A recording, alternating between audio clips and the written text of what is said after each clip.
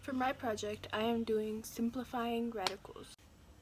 To be able to simplify radicals, you have to find the largest perfect square for the factor that is under the radical, then rewrite the factor that you got and also put the square root of however much you divided it by.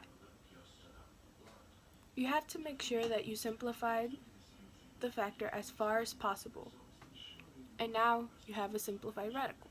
Another example is the square root of 50 can be simplified down to the square root of 25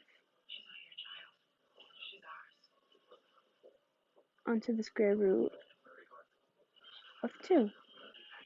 But then it could also be simplified farther down to the square root of 5 onto the square root of 2.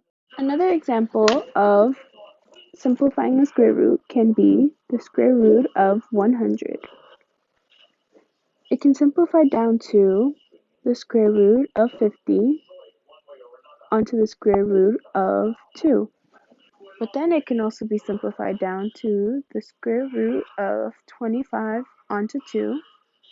But as well, it can be simplified farther down.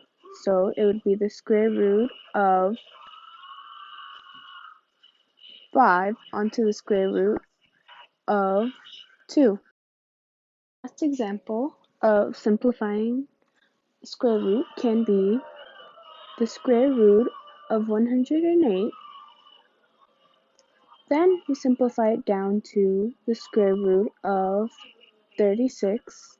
But instead of the square root of 2 this time, it is the square root of 3. Now that we have our simple form, we can simplify 36 further down. Therefore, it turns into the square root of 6. And we just bring down the square root of 3.